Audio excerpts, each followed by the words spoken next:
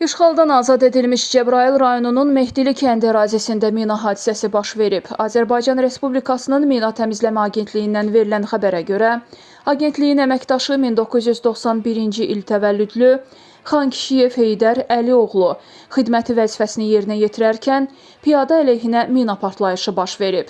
Hadisə nəticəsində sağ ayağın topuq nahiyəsinin amputasiyası olunub.